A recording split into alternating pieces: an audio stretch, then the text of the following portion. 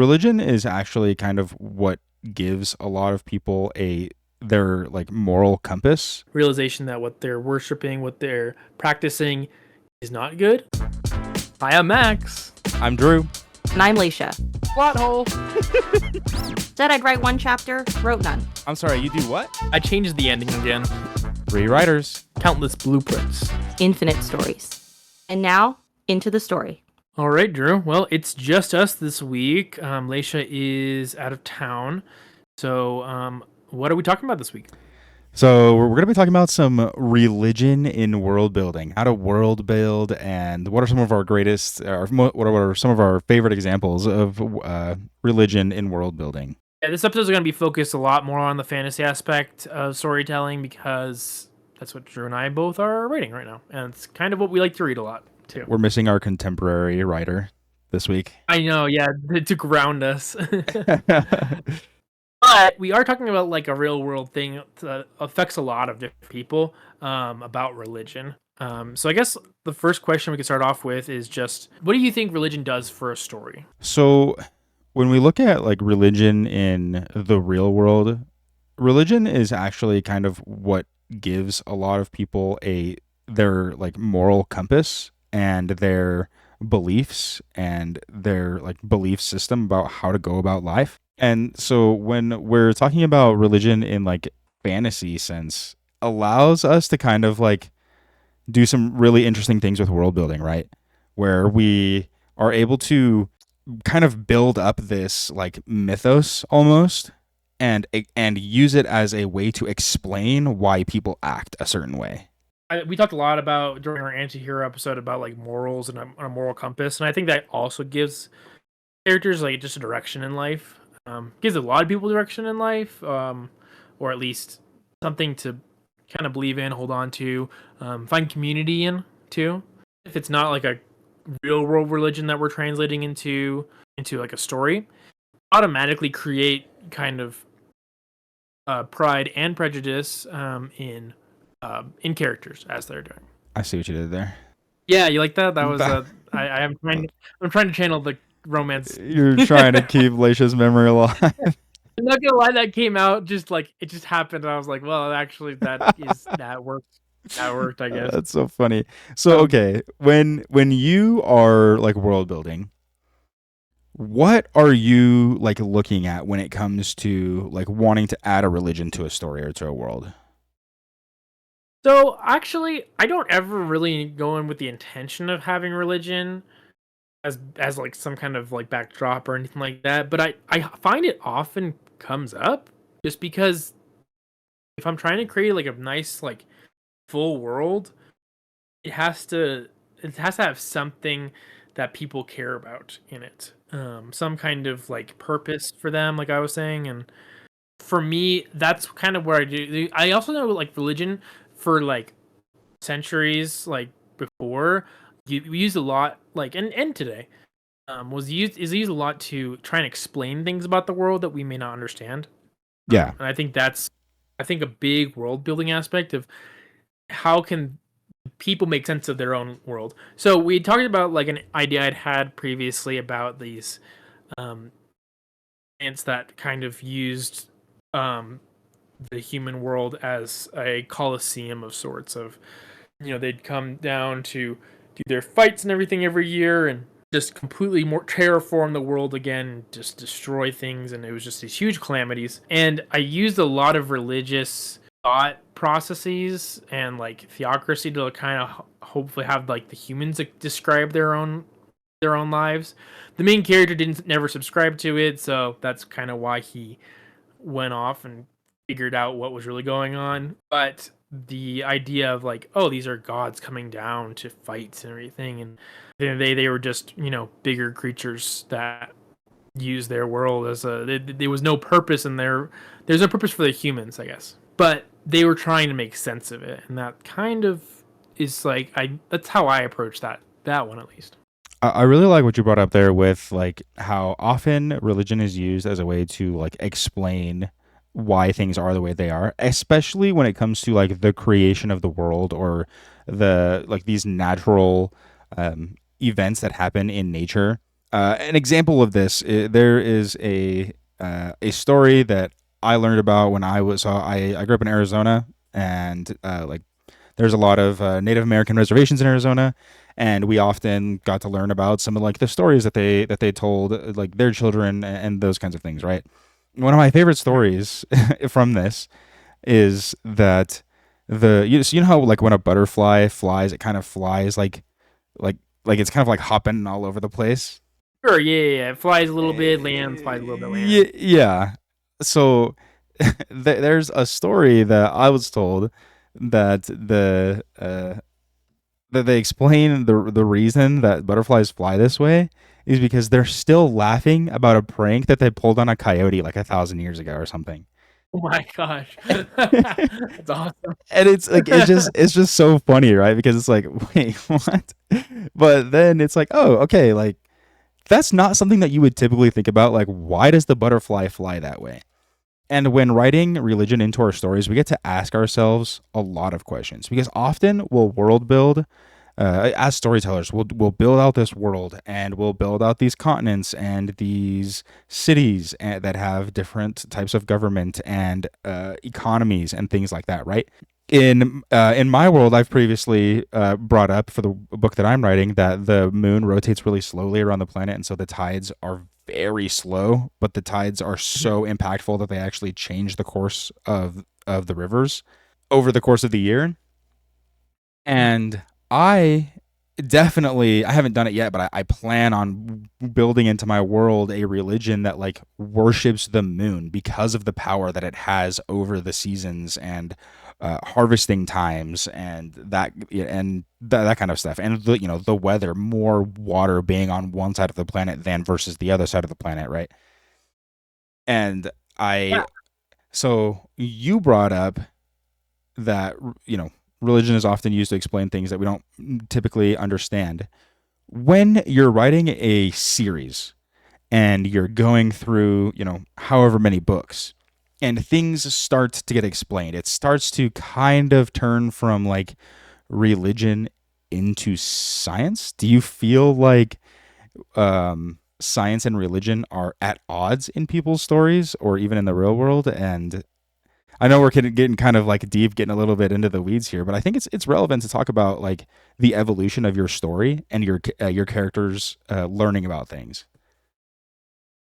There's actually it's actually funny you bring this up now. I'm starting to think of more stories that kind of have religions that maybe don't have a name or like a title or anything like that, but like they're really all of these kind of worshippers, often like these zealots. I think that comes up a lot in stories. Is people who are pretty drastic with their worship of whatever it is. And Hmm. the one that came to mind just now is in Mad Max Fury Road. Have you seen Mad I Max? have not watched Mad Max actually. Oh my gosh. Okay, first of all, like you have to. It is one of the greatest movies of all time.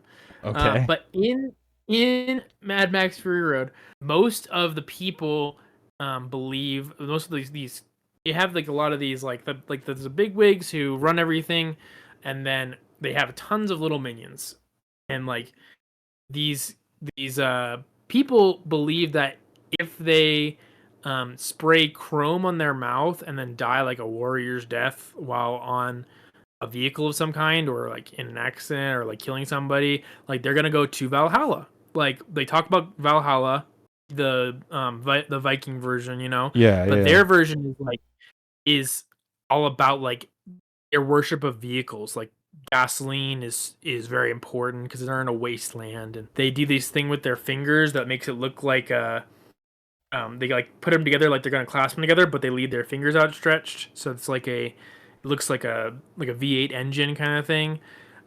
They spray chrome on their mouth when they're about to die. They're very excited to die because they're going to go to Valhalla, and it's like this crazy like they've obviously like implied that there's no such thing in the Mad Max world.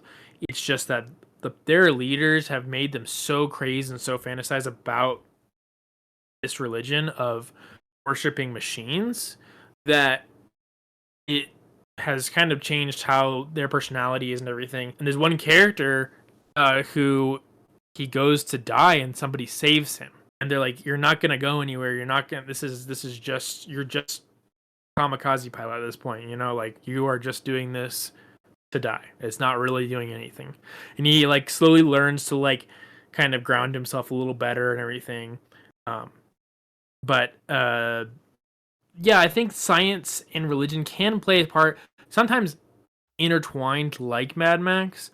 I think we talked about Dune a little bit too, so I think they can be intertwined a lot. But at the end of the day, like it depends on the story. I feel like what is important for the characters to understand, what's important for the readers to understand. Yeah, I actually really like that you brought up Dune because Dune is one of those stories where it feels as though much of the plot is driven by the the various factions of the religions that are in the story. And so I'm I've not read Dune, but from what I understand of Dune, there is like the main character ends up being like the chosen one or like a prophet or something like that. Have you ever read Dune?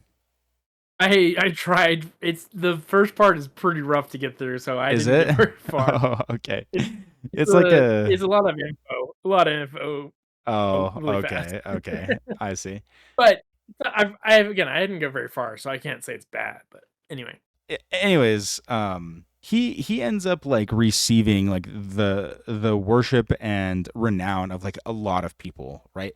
Actually, another great example of religion and being like in the higher echelons of religion, and the way that that affects a character is Hrathen from Elantris, right?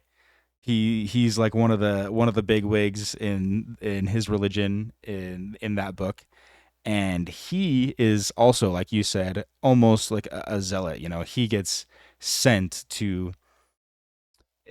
They use the word convert, but I'm pretty sure that he's like he's like solely responsible for like the downfall of a couple of nations. But he talks about like I think in the book he talks about how he's like the way it's kind of presented is that he like it's kind of heralds the end for the nation. Like if he they does what he don't, can. yeah. If they don't repent, they will be destroyed by the big crusading empire of religious empire. Okay, yeah. So he's going around telling people to repent and do better or join his religion or risk being destroyed. And I love I love Hrathen though, right? Because he comes across as this person who he uses like empathy as a tool to manipulate people into following his religion and his religion's beliefs. Would you say that that's accurate? Yeah, like he even like uses it to kind of like emphasize that kind of guilt trip of like trying to use whatever tools he can to get as many converted as he can because his goal is convert the whole nation. Yeah, just because. So as I'm here, as like I'm sitting here thinking about this topic, I'm kind of realizing that a lot of authors use religion as a tool to move the plot forward from the antagonistic point of view. Yeah, I mean, like religion is more often than not like a part of the antagonistic side of the story, where they're like you said, it's either believe what I think that you should believe, or die, or risk being ostracized from the group, right, from the community. And yeah. so I guess I wanted to shift the conversation in that direction. Religion being used in that way. Do you? I guess how do you feel about using religion as a plot device in that way? I think it definitely has its place, and I think it can even have its place in a story where there's also a religion that is from the protagonist's point of view and from the protagonist perspective that works too. I mean, the Chronicles of Narnia is like a kind of an allegory for religion, which is a whole other can of worms that we could definitely open up if we wanted to too. Um, but in it, like this kind of like thought of Aslan as this kind of like deity like being. And it's hard for a lot of these people who have been downtrodden for so many years out of the White Witch that they believe that he can, come back, lead them to victory, all these things. And if you read the whole series too, like that kind of question of Aslan and like, do I follow him? Do I, that kind of comes up a lot, but it's always from a good perspective. So I think it can be done from that perspective. Actually, even Prince Caspian, I don't remember if this is in the book, but they do a scene in the movie where like they basically try to bring back the White Witch, and it's like this kind of cult like, ritual that they're doing. Yeah. They have that kind of like bad part of the religion, the questionable, the one that from an outsider's perspective looks very, very dangerous, very evil. That one's definitely a little bit more like cut and dry, black and white, what's good and what's bad. Yeah. But I do think it can come from a good perspective as well. I like religion being a little bit more in the gray area where it doesn't necessarily push a story along, but adds depth to a world and can have good and bad people who, worship inside that. Hey writer friends, quick pause from the storytelling spiral to say, if you're loving the Word Builders, come be a part of the chaos behind the mic.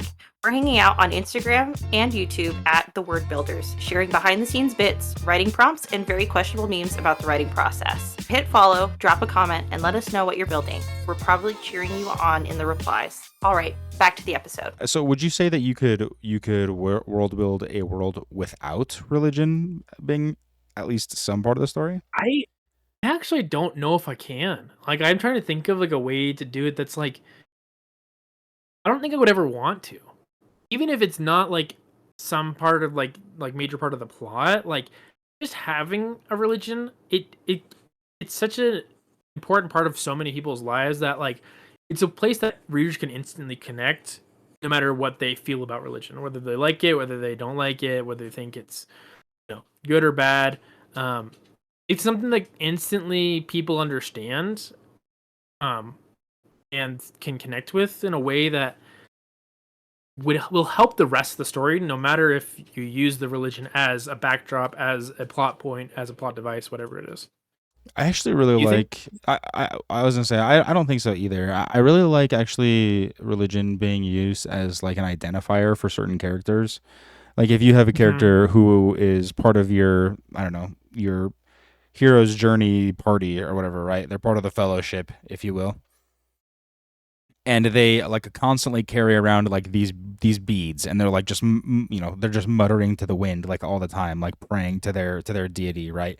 Like that's a really easy way to identify when a character is like stepping into the scene or they're like starting their dialogue, right?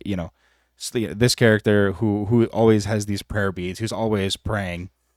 You're walking along the mountainside, and it's like, and so stopped muttering, and there was silence, and it's like, oh shoot, okay, that stuff is serious because this guy who's always praying, he stopped praying. Like it's a really great way to like identify characters, to give them like very unique ways of like setting the tone on a in a scene too.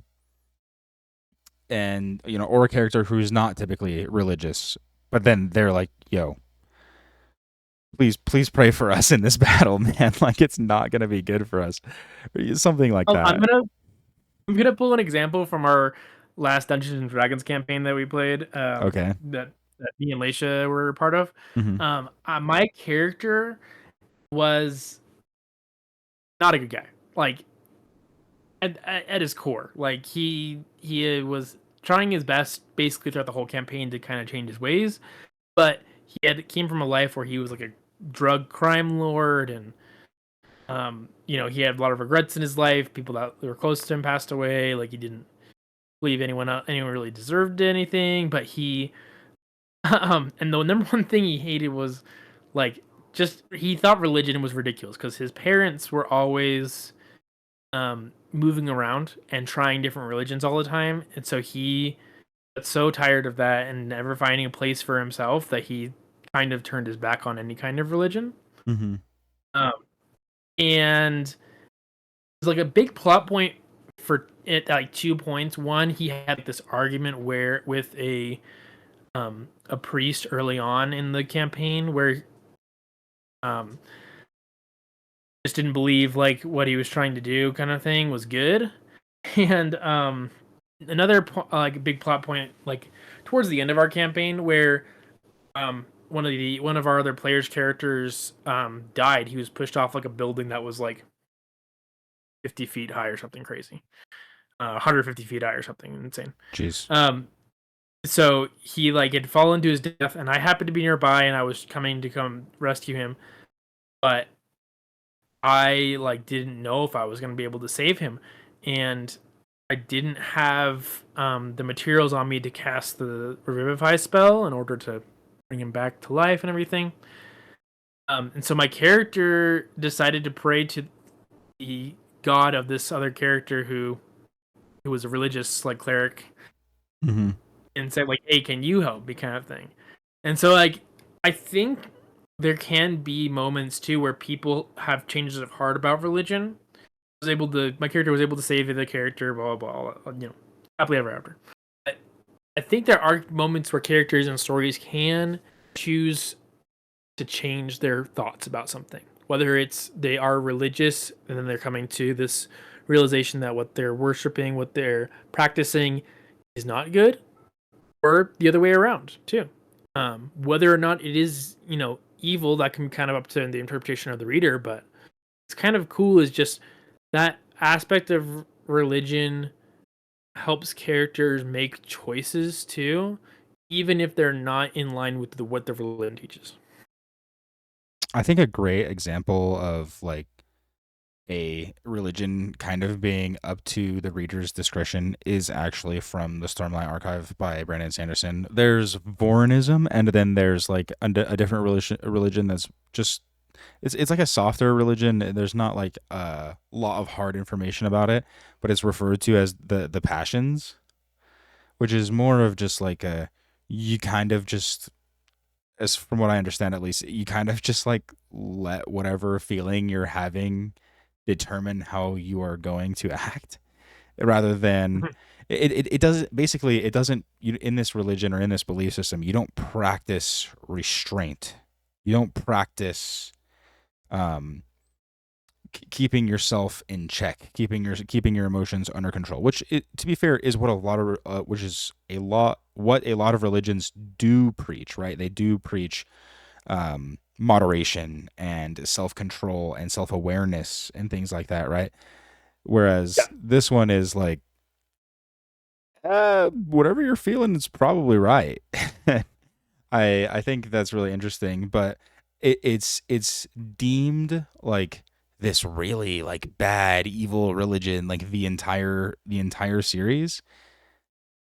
But then like the people who believe in Vorinism also aren't just like great examples of moral superiority or whatever, right? And so I really like I like it when an author includes religion in a story, but then doesn't give you the answer for you on like how you should feel about a specific religion. I wanted to, I guess, kind of transition into, if you're okay with this, I wanted to transition a little bit into like going back to what we started this conversation with, world building religions. So you said that you don't typically start out world building with religion in mind. It kind of just comes up. I feel like that's probably the most organic way to world build a religion, if I'm honest with you. Just because, like you said, religion is based on other like events in the world, and it's people trying to explain those events. People trying to cling to hope and things like that. I do think that there is style of story that starts off with religion. Obviously, like if you're writing something that's like actually taking like cues from world religions, like in our real world, Christianity, Buddhism, Hinduism, if you're actually taking those like beats from their histories and their religions, that obviously you're going to build your worlds in that way with that religion in mind. I think the other way that you start off with religion when you're building a story is with creation stories. Yes. every single like creative writing major in college, like if you've ever taken a creative writing class, like they've made you do a creation story at some point, or mythology. If you're taking mythology, like you have to write your own creation story. And I did this like I think like I've done it at least 3 times when during my undergrad. Um, and one of them I remember being like I wrote it about Iceland and everything, so I took some of their like minor gods that they had in kind of Norse mythology around Iceland and tried to make them like the focal point instead. And started with that, and started building up a little like mini little creation story. So I think if you start off with a creation story, how the world was came to be, and then lead into the rest of the story, like that can be a big kind of like point. I guess in a way, Lord of the Rings starts this way. It's not really a religion, but the rings themselves kind of represent some religion. It's what people like yearn for. It's what they try to, find protection under, take advantage of, all that kind of thing. Mhm. And that's like how Galadriel at the beginning of the Fellowship of the Ring like describes everything as she talks about like this was the world, like these were the enemies, like this is like there was these rings were made, and these it united people in a way. So in a way that's creation story. I know like the Silmarillion exists, and there are a lot deeper versions of that creation story, but at least for moviegoers, that was kind of their establishment shot. And it's pretty interesting to kind of build a world that way when you're building it right off the back of how did the world come to be, like right off the bat. um I have tried writing stories like this in the past. Super far, I like a lot better kind of discovering how the world was created along the way, or if that even matters. Sometimes it doesn't matter to the story. We talked about previously on a different podcast, like sure you're talking about like what color the sky was in your Yes, yes, story. yes. And sometimes just those details just don't even matter. And sometimes I think explaining things from a religion might not even matter. It could just be something in the background too. Do you have any perspectives on like your own style of introducing a religion to a story? I know religion kind of plays a big part in your story. Yeah. So, ooh. So my perspective on religion generally is that, especially when we're talking about a fantasy story, because typically fantasy stories revolve around like polytheistic universes, right? Where there's Yeah, for a like sure. the way that you've described it in the past is a pantheon of gods, or a hierarchy, right? Or in I know that you said in the Tropes and Trends episode that you don't really like universes, but in universes, a very frequent thing that I've found that people do is like there used to be one god, but then he shattered, and now there's a bunch of gods that are like essences of this other god or whatever, right? And so or actually like a great example of this is a recent one anime of the year with Solo Leveling, right? In that universe there is one god, but he's not like a benevolent one. uh he, a lot of things that he does simply because he's bored, which I guess is kind of closer to like a Greek Olympus style of That's thinking about pretty. gods and stuff. It's a very Greek. That's a that's a Greek version when they're not coping. Like Yeah. Copy I'm around. They're actually like, oh wait, Zeus was just bored. Yeah, no, Zeus. Okay, what the? Yeah. So, in my story, I've actually spent a lot of time recently fleshing out my quote unquote creation story. You actually brought that up a couple of episodes ago, I think, or maybe it was before an episode. We were talking about writing, and you had said that like a lot of my creative writing classes forced me to do a creation story. And so I was like, okay, What was it if before?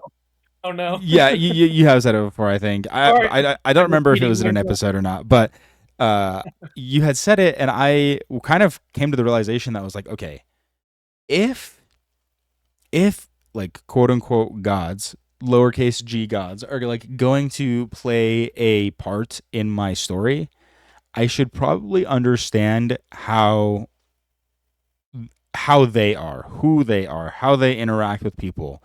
Are Do they have a vested interest in the lives of the people that like they, create worlds for, or do they do it for some other reason?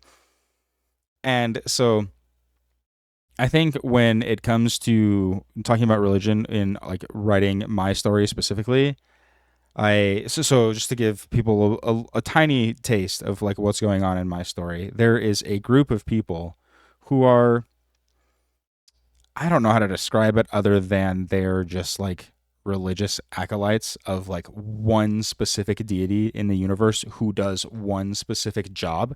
Like this deity's job is creation, but it's just creation like for creation's sake. She doesn't really do it for any other reason. Yeah. But they then protect the things that she has made in order to like keep the universe from like collapsing. It's a really like rough way of describing it. It's described much better in the book, but this group of people worships and accepts boons from this god in order to protect the things that like this god has created. But not everybody in my world, you know, subscribes to this belief, and a lot of people are not even sure that this god exists and that what they believe is even real, right? These people who are part of this quote unquote religion, I guess I wouldn't even say quote unquote, this who people who are part of this religion, a part of their religion is that they live like a secluded lifestyle in the mountains away from society, which then kind of gives way to, or which allows people to like create and spread rumors about them and ponder if they're actually even like real, right? And Hmm.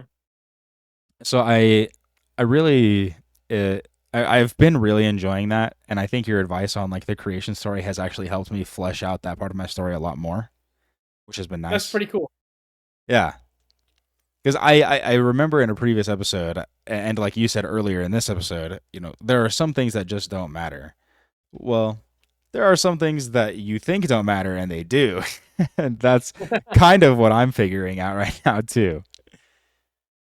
I'm curious, actually. For my own story, I don't not thought much about religion.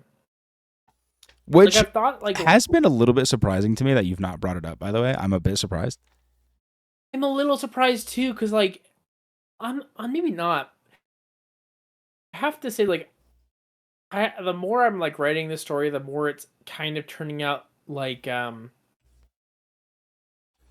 magic Victorian like industrial revolution version of cyberpunk Edgerunners. Mm-hmm. Um, which I just found out they're doing another season, so I'm excited about Oh, big? that. It's like it's I don't know. There's something about like the way that they build the city and like you're kind of focused on the city and the people in the city. Like it's just a smaller scale thing that I just haven't thought much about, like the religions that go on in the city. Like I thought a little bit about like maybe people worship, some being that they believe lives in the crater or something like that. But like even that sounds like, oh, that's just crazy people kind of thing. So I'm not sure. Like I don't know what it will play. I think it has to play a role. I think there's definitely some opportunity and some to be had, because a lot of times, like at least in like cop shows and stuff like that, like they'll approach uh some religious person, maybe a priest or something like that, and then they have a hard time getting information out of him because he talks about confidentiality and he talks about um or they're harboring people, and it's like they don't pay taxes, so it's like a certain like prejudice against them for that, and so there's got to be like some kind of thing I can input that will make it feel natural in this kind of cityscape. I just don't know what it is yet. I haven't found it. Actually, okay, a great example of this that just came to my mind is the religion from Attack on Titan, the religion of the walls, where Okay. the scouts are like trying to get information out of some of these like religious extremists, and they refuse to give them literally anything. Wow. It's part of their religious code to not say anything, right? And they end up finding out later that their religion like knew the truth about the walls and the Titans like the whole time, but everyone just thought that they were crazy because they just spouted out some wild stuff. And it's like, wait, hold on. These people You were were right. These people actually knew something that was relevant to all of our lives, and they let themselves be viewed as like almost a cult. I remember like when I was watching the like this scene where they're like interrogating this guy and he's just like not saying anything. And then I find out later, I was like, hold on. These guys knew the whole time, but everyone, like you said, everyone just thought that they were crazy.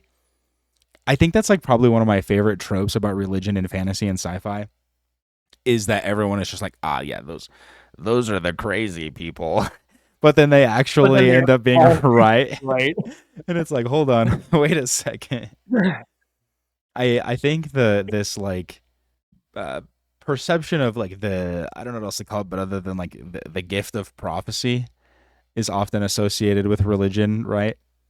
Oh, actually, this is something I thought about earlier too that I wanted to bring up. Yeah, like prophecies in stories, I feel like a lot of times come from religion, in some fashion. So like Percy Jackson, when the Oracle like tells this big prophecy about it's about Percy, but doesn't specify, because it's a big mystery who it is. It's not the main character probably. Yeah. But like that stems from this kind of the pantheon, which at the end of the day, like to Percy Jackson and gang, it's like these are literally just it's just a bad family affair. That's at the end of the day, like what's going on. But it's a religion. It is like this person is in charge. Like they've created things. They rule this earth. Like they built they are the ones that need to be protected or stopped or whatever it is, like, but that prophecy comes from things that they gave, they gave them the Oracle. Trying to think of another, the Harry Potter one. It doesn't really work. Yeah, I guess it works with the prophecy from the crazy lady, but not from like a necessarily religious point of view. Actually, is there any kind of mention of religion in Harry Potter? No, not that I can think of. There's one point where in like the Deathly Hallows, one of the Deathly Hallows movies, they're in Godric's Hollow and they're like visiting graves of Harry's parents, and that they like are listening to like a sermon or like a Christmas carols inside a church. Yeah, it's like the only time I can think of that they have any kind of like belief system. Yeah, so I actually don't want to stray away from Percy Jackson, because the thing that I love about Percy Jackson is the perception that gods change based on how their worshipers view them. So in I can't remember what it's called. There is a Heroes of Olympus, or the one where like the Roman versions of the gods are like, you know what I'm talking about? I know what you're talking about. I never read any of the sequel series or anything like that. But okay. Yeah, they. That's funny because I didn't read Percy Jackson. I only read the follow-up series. I never read the original Percy Jackson. I only read the follow-up series. Wait, no, you're canceled. What? That's crazy. So you. Yeah. Oh man. Yeah. It's bad. You just Blackjack talking about donuts and the battle for New York. Dude, there were so many references that I didn't get in my first read through. But I was like, whatever. That's insanity. I'm gonna start a religion where we read everything from the Yeah, middle everything onward. has to be read from the middle onward. Uh, that was basically Star Wars. But anyways, the point that I'm trying to get to here is that like the gods of Olympus actually change to their Roman form when they are interacting with their like Roman children. Their persona changes, their physical appearance changes. There's the common trope that like God's power like diminishes or increases based on like the number of worshipers that they have and things like that. Sure. Do you like stories like that where that's kind I of actually do. I have to say, like, I think it's a really cool concept because it's like I've always wanted to do write a story where like the gods are basically like dying because there's not enough worshipers, and so they have to basically find a champion in the front of the people for them so that they can get more worshipers again. Like I think that's such a cool like concept that God's power in a story can grow based on the belief of people, because that in a sense that you can break that down further into like just morale for a person. Like as you kind of like grow yourself and you have people supporting you, if you have a good group of people that support you, like that changes everything. And so you can get on a giant scale and kind of like look at that from that point of view, and you can have like a change of heart for the character. Maybe they realize that the god they're trying to bring back to power is actually not a good person, or whatever it is. I think it's actually kind of a cool concept. It sounded like you were presenting it as something that you didn't like, though. okay? Yeah, I think you've changed my mind actually because I was about to be like I'm not sure how I feel about this, but then the more that I thought about it as you were talking just now, the more I realized I actually kind of like that like even though like it's a god versus mortals, right? The power dynamic there is like totally off. But when you think about it, the real power is actually in the hands of the worshippers in Sure. that in Yeah. that in that instance. And I actually kind of like that, Well, because and especially, I think it's a good perspective because it will take your whole perspective on religion differently too. Like, at the end of the day, like even like like religions that teach good things, whether they're in the real world or in a fantasy world, or sci-fi world, at the end of the day, like it's up to the people, like to put those to use, or to make correct choices, or make choices that will help others or themselves in any way, and it gives you back the perspective of this is like about the people. So we care about in stories. I don't know about you. I really don't care a ton about the gods that people worship in the stories. I care about their champions.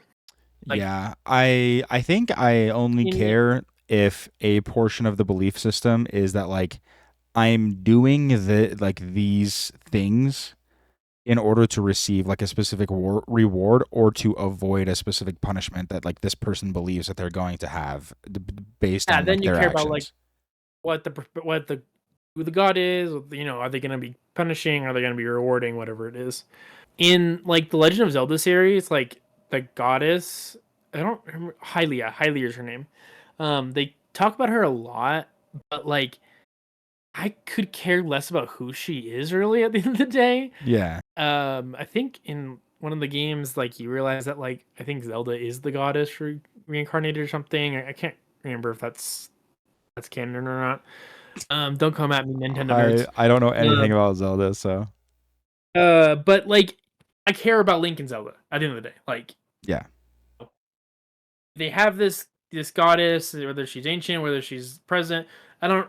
It's just there, she gives them power, she gives them boons and things like that. But like at the end of the day, like I care about Link, I care about Zelda, they're champions, and that's what I care about.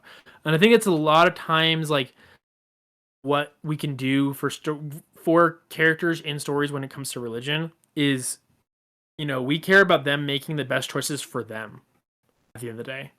Maybe the best choices for their world, but like at the end, even then, it's like I brought up like Joel and Ellie last time. Like the best choice for the world for Joel is to let Ellie go, but we care about them as characters, and I think that's correct choices that are made. And so I think that's kind of what religion comes down to, whether you like it or not. I know a lot of people have a lot of opinions about religion in our world. I think it at least gives you a perspective of choice and what you can do for yourself and for others. Yeah, I really like that. I really like I especially really like it when there's a little bit of like fun banter between characters in a story, about like where one character like teases another character for their beliefs and stuff like that, right? Like I Oh think yeah, like I don't know, not everybody enjoys getting made fun of for their beliefs, but it is something that I always like that most people can relate to. Yeah, I always like it in stories when um their concept of quote unquote, heaven and hell, they just kind of replace the words for heaven and hell, but they're talking about those places. Yeah, And yeah. they're like, oh, and like, what the Hades or whatever. They like switch up their like squares, like Yeah, just to make yeah. it so like, oh, there's always that's a funny thing that people do, and like if you're world building like cultures, and that religion can add a lot to is that they will change like some of the things they say, um, just Yeah. based on that. Like, I guess the one of the one example of this is like whenever like in Harry Potter they see like Merlin's beard or like Merlin's like left toe or something like that when they're like swearing, Yeah. their wizard swears. You're like, okay, like Merlin's obviously some big deal, so they're making fun of it by swearing. I think it's Yeah. just it's just a funny thing to add into stories. Yeah, I do like that kind of stuff, right? Because I mean, people often will like swear on their god or whatever, right? But then it quickly spirals and everybody just starts using it completely out of context. And I think that's like a good Yeah, example of some great world building too. yeah. Like I said, like religion doesn't have to necessarily play like a role in your story where it's like trying to get people to like think about religion, talk about religion, all that stuff. It could just be a backdrop piece that you just have and gives your characters depth. Because Yeah. everyone has some sort of belief system. Whether it's you're a Christian or you are a Hindu or you worship Pastafarianism. Like somebody's got something. Like, um, Yeah. and it's like it. Think about like all the people in your life. Like they have some kind of belief system that they really want to make sure that other people know, and that they cherished for themselves. And so that's kind of just what I think religion in a fantasy story can do for a story is just give people that much more depth, and give them purposes in their goings. Do you wanna move on to our weekly word count? Yeah, let's do this weekly word count. So, our last episode, which the airing of which was we had a lot of a little couple hiccups, but Severely delayed. It was my fault. if you did listen to it, no, it's fine. If you did listen to it, we think we gave each other a challenge to start like writing more for this week's word count, Drew. So Yeah, specifically, you and me trying to catch up with Leisha. I know, dude. um, Leisha's crushing it. we're getting bumped. So how did we do this week? I didn't do that great this week. I only did 305 words this week. Again, I don't really have much of an excuse, but uh I am like just a little, I guess, a side note for a little sneak peek into my personal life. I'm actually going back to college to go finish my degree. So I was doing that a lot this week, like getting my schedule set up and Or figuring out finances and that kind of stuff. But that's not like too much of an excuse. It doesn't take that much time, but that's kind of what I was up to this week. see, I like even though I have a higher word count, I should be like that should be much higher based on the fact that I'm not doing things like that right now. I'm mostly at home, so um, but I had somewhere in the range of like 960 words this week.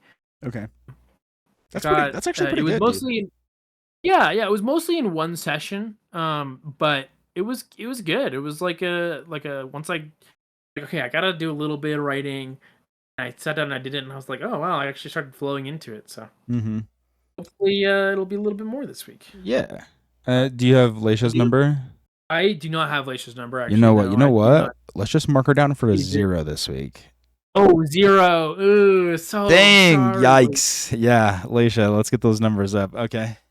Yeah. Oh, actually, wait. Yeah, no, she didn't. No, she didn't post this week in our chat. So, yep, Dang! Yeah. Whew, brutal week. brutal week. Yeah, like 15,000 words or something crazy. I know she's not even here to defend herself, and it's probably gonna be some I psycho know. number. That's so funny. The invitation is still open though for listeners out there to leave a comment about some kind of weekly punishment we can do for the loser of the weekly word count. So Yeah. this week you get off. Well, actually, Leisha gets off this week. That's perfect. I was gonna say actually another just quick announcement for our the word builders out there. We are currently working on, or I am currently working on, finishing like a small studio space in my house, so we can actually start doing video. Oh, So that should be in the next probably 2 weeks or so when we're like hopefully doing video. Yeah, I'm So- hoping like by like I think episode 10 will be coming up around that time. So Yeah, this that would be is a episode 8. great little- This is episode 8. So Yeah. So hopefully around episode 10 we'll be able to see our beautiful faces. So I don't know about that. See, I'm just Never mind. I'm just gonna wear like a huge paper bag over my head for the whole episode, and You'll have like book stuff so you can't see our face. yeah, seriously, that'd actually be so All right. good. That'd be a good bit. Yeah, that would be a good bit. All right. Well, thanks, Drew, for the little it was a little bit more informal since we didn't have Leisha with us to ground us this week, but Yeah. and let's get back to writing. That's a wrap on today's chapter. Whether you're building kingdoms, cozy kitchens, or characters worth rooting for, keep writing, and we'll see you next time in the story.